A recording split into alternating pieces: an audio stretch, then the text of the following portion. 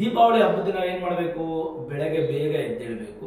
ಎದ್ದು ಅಭ್ಯಂಜನ ಸ್ನಾನ, ತಲೆಗೆ ತುಪ್ಪ ಅಥವಾ ಎಣ್ಣೆನ ಹಚ್ಕೊಂಡು ತಲೆಗೆ ಸ್ನಾನ ಮಾಡಿ, ನೂತನ ವಸ್ತ್ರಧಾರಣೆ, ಕಾರ್ಪಾಸ ವಸ್ತ್ರ ಅಥವಾ ದಿಕೂಲ ವಸ್ತ್ರ, ಹತ್ತಿಯಲ್ಲಿ ನೇಯ್ದಂತಹ ಬಟ್ಟೆ ಅಥವಾ ವಿಶೇಷವಾಗಿ ರೇಷ್ಮೆಯಲ್ಲಿ ನೇಯ್ದಂತಹ ಬಟ್ಟೆ. ಈ ಬಟ್ಟೆಯನ್ನು ನಾವು ನೂತನ ವಸ್ತ್ರ ಅನ್ನುವಂಥದ್ದು ಕಡ್ಡಾಯ. ದೀಪಾವಳಿ ಹಬ್ಬಕ್ಕೆ ನೂತನ ವಸ್ತ್ರವನ್ನು ಕಡ್ಡಾಯವಾಗಿ ಧರಿಸಲೇಬೇಕು. ಧರಿಸ್ಕೊಂಡು ದೇವರ ಪೂಜೆಯನ್ನು ಮಾಡಬೇಕು. ದೇವರ ಪೂಜೆ ಮಾಡಿ ಹಿರಿಯರ ಆಶೀರ್ವಾದ ತಗೊಳ್ಬೇಕು. ದೇವಸ್ಥಾನಕ್ಕೆ ಹೋಗಿ ಬರಬೇಕು. ನೋಡಿ, ದೀಪಾವಳಿ ಹಬ್ಬದಿಂದ ಪ್ರಾರಂಭ ಆದ್ರೇನೆ ಶಿವನ ಆರಾಧನೆ ಪ್ರಾರಂಭ ಆಗುವಂಥದ್ದು. ಅವತ್ತಿಂದ ಶಿವ ಶಿವ ಅಂತ ಶಿವನನ್ನ ಆರಾಧನೆ ಮಾಡುವಂಥ ದಿನಗಳು ಪ್ರಾರಂಭ ಆಗುತ್ತೆ. ಇವತ್ತು ನಿಮಗೆ ದೀಪಾವಳಿ ಹಬ್ಬದಿಂದ ಅವತ್ತಿನ ದಿನ ಹಬ್ಬದ ಅಡುಗೆಯನ್ನು ಮಾಡಿ ಮನೆಯಲ್ಲಿ ನಿಮ್ಮ ಆಚಾರದಂತೆ ಮನೆ ದೇವರ ಪೂಜೆ, ಹೊಸರಿಗೆ ರಂಗೋಲಿ ಇಡುವಂಥದ್ದು, ಅರಿಶಿಣ ಕುಂಕುಮ ಇಡುವಂಥದ್ದು, ಮನೆ ಮುಂದೆ ಸಾರಿಸಿ ಗುಡಿಸಿ ರಂಗೋಲಿ ಹಾಕಿ, ಮಾವಿನ ತೋರಣ, ಬಾಳೆಕಂಬ, ಹೂವಿನ ಹಾರವನ್ನು ಹಾಕಿ ಮನೆಯನ್ನು ಶುದ್ಧಿ ಮಾಡಿ, ಶ್ರದ್ಧೆಯಿಂದ ಭಕ್ತಿಯಿಂದ ಮಡಿಯಿಂದ ನೀವು ಅಡುಗೆಗಳನ್ನು ಮಾಡಿ ಮನೆಯಲ್ಲಿ ದೇವರ ಪೂಜೆ ಮಾಡಿ ದೇವರಿಗೆ ನೈವೇದ್ಯವನ್ನು ಮಾಡಿ ತದನಂತರ ಹಬ್ಬದ ಊಟವನ್ನು ಸವಿಯುವಂಥದ್ದು. ಇದು ದೀಪಾವಳಿ ಹಬ್ಬ. ಸರಿ, ಪಟಾಕಿ ಯಾಕೆ ಸಿಡಿಸ್ತೀವಿ ಅಂತಂದ್ರೆ ನಮ್ಮ ಒಂದು ಸಂತೋಷಕ್ಕೆ, ರಾಕ್ಷಸನ ಸಂಹಾರ ಆಯಿತು ಅನ್ನುವಂಥ ಸಂತೋಷಕ್ಕೆ ಈ ಪಟಾಕಿಯನ್ನು ಸಿಡಿಸ್ತೀವಿ. ಪಟಾಕಿ ಸಿಡಿಸಿ ನಾವು ಹಬ್ಬವನ್ನು ಆಚರಣೆ ಮಾಡ್ಕೊಳ್ಳುವಂಥದ್ದು. ಎಚ್ಚರಿಕೆ, ಪಟಾಕಿ ಸಿಡಿಸ್ಬೇಕಾದ್ರೆ ಮಕ್ಕಳು ಹುಷಾರಾಗಿ ಮಾಡ್ಕೊಳ್ಳಿ, ಕೈ ಕಾಲು ಕಣ್ಣೆಲ್ಲ ಏಟ್ ಮಾಡ್ಕೋಬೇಡಿ. ಆದಷ್ಟು ನಿಮ್ಮ ಒಂದು ಜಾಗ್ರತೆ ವಹಿಸ್ತಕ್ಕಂಥದ್ದು ಬಹಳ ಉತ್ತಮ, ತುಂಬ ಇಂಪಾರ್ಟೆಂಟ್. ಹುಷಾರಾಗಿ ನೀವು ಪಟಾಕಿಗಳನ್ನು ಹಚ್ಚಿ.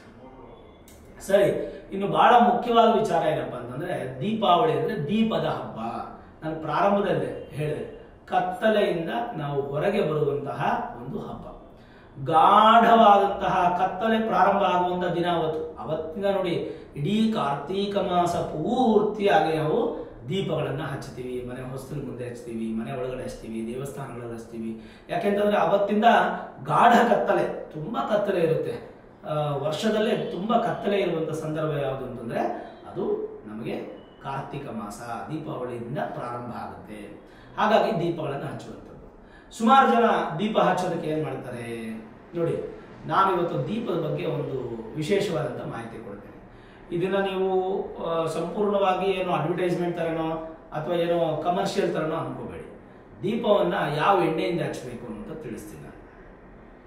ಆಯಾ ಪ್ರಾಂತೀಯವಾಗಿ ಸಿಗುವಂತಹ ಎಣ್ಣೆಯನ್ನ ಹಚ್ಚಬೇಕು. ತುಪ್ಪಕ್ಕೆ ಪ್ರಾಧಾನ್ಯತೆ ಕೊಟ್ಟಿದೆ. ಪ್ರಧಾನವಾಗಿ ತುಪ್ಪವನ್ನ ಹಚ್ಚಿ ದೀಪವನ್ನ ಬೆಳಗಬೇಕು ಅಂತ ಶಾಸ್ತ್ರ. ಇವತ್ತು ತುಪ್ಪ ಬೆಲೆ ಜಾಸ್ತಿ ಆಗಿದೆ, ಎಲ್ಲರೂ ಮಾಡ್ಲಿಕ್ಕಾಗಲ್ಲ. ಬಡವರು ಬಗ್ಗರು ಕೂಡ ಕಷ್ಟ ಆಗುತ್ತೆ. ಯಾರೋ ಶ್ರೀಮಂತರು ಹಚ್ಚಬಹುದು, ಹಾಗಂತ ಬಡವರು ಹಚ್ಚಲಿಕ್ಕೆ ಆಗಲ್ಲ. ಹಾಗಾಗಿ ತುಪ್ಪ ಹಚ್ಚುವಂಥವ್ರಿಗೆ ಮೊದಲನೇ ಪ್ರಾಧಾನ್ಯ. ಇಲ್ಲ ಅಂತಂದಾಗ 3-4 ಆಪ್ಷನ್ಸ್ ಅನ್ನು ಕೊಡ್ತೀನಿ ನಾನು. ಮಣ್ಣಿನ ಹಣತೆ ಅನ್ನುವಂಥದ್ದು ಬಹಳ ವಿಶೇಷ. ನೀವು ಬಂಗಾರದ ದೀಪವನ್ನು ಹಚ್ಚೋದು ಕೂಡ ಭಗವಂತ ಈಶ್ವರ ತೃಪ್ತಿ ಪಡಲುವಂತೆ ದೀಪಾವಳಿ ಹಬ್ಬದಿಂದ ಪ್ರಾರಂಭ ಆಗೋದು. ಮಣ್ಣಿನ ಹಣತೆಯನ್ನು ಹಚ್ಚುವಂಥದ್ದು ಬಹಳ ಪ್ರೀತಿ ಯಾರಿಗೆ? ಈಶ್ವರನಿಗೆ. ಹಾಗಾಗಿ ದೀಪಾವಳಿ ಹಬ್ಬದಿಂದ ನೀವು ಪ್ರಾರಂಭ ಮಾಡಬೇಕು. ಈಗ ನೀವು ಉತ್ತರ ಭಾರತದ ಕಡೆಗೆ ಹೋದ್ರೆ ಅಲ್ಲಿ ನಿಮಗೆ ಸಾಸಿವೆ ಎಣ್ಣೆ ಸಿಗುತ್ತೆ. ನಮ್ಮ ದಕ್ಷಿಣ ಭಾರತದ ಕಡೆಗೆ ನಿಮಗೆ ಹೊಂಗೆ ಎಣ್ಣೆ ಸಿಗುತ್ತೆ, ಹರಳೆ ಎಣ್ಣೆ ಸಿಗುತ್ತೆ, ಕೊಬ್ಬರಿ ಎಣ್ಣೆ ಸಿಗುತ್ತೆ. ಕೇರಳ ಕಡೆ ಹೋದಾಗ ಆಯಾ ಕಾಲದಲ್ಲಿ ಪ್ರಾಂತೀಯವಾಗಿ ಅವತ್ತು ನಮಗೆ ಗೂಡ್ಸ್ ಒಂದು ಕಡೆಯಿಂದ ಒಂದು ಕಡೆಗೆ ಹೋಗೋದಕ್ಕೆ ನಮಗೆ ವೆಹಿಕಲ್ ಆಪ್ಷನ್ಸ್ ಇರಲಿಲ್ಲ, ಸಾವಿರಾರು ಕಿಲೋಮೀಟರ್ ಹೋಗೋಕ್ಕಿರಲಿಲ್ಲ. ಹಾಗಾಗಿ ಅಲ್ಲಲ್ಲಿ ಪ್ರಾಂತೀಯವಾಗಿ ಯಾವ ಎಣ್ಣೆ ಸಿಗುತ್ತೋ ಆ ಎಣ್ಣೆಯನ್ನು ಹಚ್ಚುತ್ತಾ ಇದ್ರು ಭಕ್ತಿ ಶ್ರದ್ಧೆಯಿಂದ. ಈಗ ನಮಗೆ ಏನು ಬೇಕಾದ್ರೂ ಸಿಗುತ್ತೆ, ಎಲ್ಲಿಂದ ತಯಾರಾಗುವಂಥವು ಎಣ್ಣೆ ಬೇಕಾದ್ರೂ ಸಿಗುತ್ತೆ. ಅದರಿಂದ ಏನು ಚಿಂತೆ ಮಾಡೋ ಅವಶ್ಯಕತೆ ಇಲ್ಲ. ನಾನು ಪರ್ಸನಲ್ ಆಗಿ ನಮ್ಮ ಮನೆಯಲ್ಲಿ ಹಚ್ಚುವಂಥದ್ದು ಏನಪ್ಪ ಅಂತಂದ್ರೆ ಈ ಪಂಚಮಿ ಅವರ ಒಂದು ಎಣ್ಣೆಯನ್ನು ನಾನು ಹಚ್ತೀನಿ. ಇದನ್ನ ಕಮರ್ಷಿಯಲ್ ಅನ್ಕೊಳ್ಬೇಡಿ, ನಾನು ನಿಮಗೆ ತಿಳಿಸ್ತಾ ಇದ್ದೀನಿ. ಈ ಪಂಚಮಿ ಆಯಿಲ್ ಇದೆಯಲ್ಲ, ಇದು ದೀಪದ ಎಣ್ಣೆ. ಇದರಲ್ಲಿ ನಮಗೆ ಜಾಸ್ಮಿನ್ ಸಿಗುತ್ತೆ, ವಿಶೇಷವಾಗಿ ಜಾಸ್ಮಿನ್ ಅಂತ ಹೇಳಿ ಒಂದು ಸಿಗುತ್ತೆ. ಎರಡನೇದು ಬ್ರಿಟಿಷ್ ರೋಸ್ ಅಂತ ಸಿಗುತ್ತೆ. ಇದೆಲ್ಲ ಫ್ಲೇವರ್ಡ್ ಎಣ್ಣೆ. ಈ ಎಣ್ಣೆನ ಹಚ್ಚಿದಾಗ ನಿಮಗೆ ಮನೆ ಎಲ್ಲ ಗಮಗಮಿಸುತ್ತೆ. ಆ ವಾಸನೆಯಲ್ಲೇ ನಮಗೇನೋ ಒಂಥರ ಭಕ್ತಿ ಬರುತ್ತೆ. ಜೊತೆಗೆ ಮೂರನೇದು ನೋಡಿ, ಮಿಸ್ಟಿಕ್ ಸ್ಯಾಂಡಲ್ ವುಡ್ ಅಂತ ಹೇಳಿ, ಅಂದ್ರೆ ಗಂಧದ ಒಂದು ಪರಿಮಳ ಬೀಸುವಂತಹ ಸೂಸುವಂತಹ ಒಂದು ಎಣ್ಣೆ. ಈ ತರ 3 ಥರದ ಎಣ್ಣೆಯನ್ನು ನಾನು ಉಪಯೋಗಿಸ್ತೀನಿ. 3 ಮಿಕ್ಸ್ ಮಾಡಲ್ಲ, 3 ಸಪರೇಟ್ ಆಗಿ ಹಚ್ತೀನಿ. 2 ದೀಪಕ್ಕೆ ಒಂದೊಂದು ಎಣ್ಣೆ ಹಾಕಿ ನಾನು ಹಚ್ಚುವಂಥದ್ದು. ನಮ್ಮ ಮನೆಯಲ್ಲಿ ಪ್ರತ್ಯೇಕವಾಗಿ ಮಾರ್ಕೆಟಲ್ಲಿ ಪಂಚಮಿ ಆಯಿಲ್ ಅಂತ ಸಿಗುತ್ತೆ, ಅವ್ರ ವೆಬ್ಸೈಟಲ್ಲೂ ಸಿಗುತ್ತೆ. ನೀವು ಧಾರಾಳವಾಗಿ ಹೋಗಿ ಪರ್ಚೇಸ್ ಮಾಡ್ಕೋಬಹುದು. ಒಂದು 2-3 ಥರ ಎಣ್ಣೆ ತಗೊಂಡು ಹಚ್ಚಿ, ದಿನ ಹಚ್ಚಿ ಆ ಸುಗಂಧ ಪರಿಮಳ ಒಂದ್ಸಲ ಪ್ರಯತ್ನ ಪಡಿ. ಆ ಪ್ರಯತ್ನ ಪಟ್ಟಾಗ ನಾವೆಷ್ಟೋ ಖರ್ಚು ಮಾಡ್ತೀವಿ ಅಂತೆ, ಒಂದು 200-300 ರೂಪಾಯಿ ಖರ್ಚು ಮಾಡಿ ಒಂದು ಬಾಟಲ್ ಎಣ್ಣೆ ತಗೊಂಡು ಅದನ್ನು ಉಪಯೋಗಿಸಿದಾಗ ಅದ್ರಲ್ಲಿ ಬರುವಂತಹ ಗಮಗಮಿಸುವಂತಹ ಒಂದು ವಾಸನೆ ಇದೆಯಲ್ಲ, ಅದು ನಮಗೇನೋ ಒಂದು ಡಿವೈನ್ ಫೀಲಿಂಗ್ ಕೊಡುತ್ತೆ. ಒಂಥರ ಭಕ್ತಿ ಅನ್ನುವಂಥದ್ದು ನಮ್ಮಲ್ಲಿ ಹೆಚ್ಚಾಗುತ್ತೆ. ಹಾಗಾಗಿ ಈ ಪಂಚಮಿ ಒಂದು ಎಣ್ಣೆಯನ್ನು ಉಪಯೋಗಿಸೋದ್ರಿಂದ ಖಂಡಿತವಾಗ್ಲೂ ಆ ಒಂದು ಡಿವೈನ್ ಎನರ್ಜಿ ಅನ್ನುವಂಥದ್ದು ನಮಗೆ ಬರುತ್ತೆ. ದೇವರಿಗೆ ಯಾವ ಎಣ್ಣೆ ಬೇಕಾದರೂ ಹಚ್ಬೋದು, ಆದರೆ ಭಕ್ತಿ ಮತ್ತು ಶ್ರದ್ಧೆ ಬಹಳ ಮುಖ್ಯ.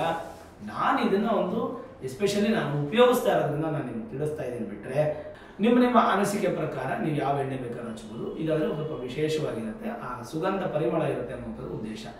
ಎಣ್ಣೆಯನ್ನು ಹಾಕಿ ದೀಪ ಹಚ್ಚುವಂಥದ್ದು ನಮ್ಮಲ್ಲಿರ್ತಕ್ಕಂಥ ಒಂದು ಬಹಳ ಮುಖ್ಯವಾಗಿರ್ತಕ್ಕಂಥ ಸಂಪ್ರದಾಯ.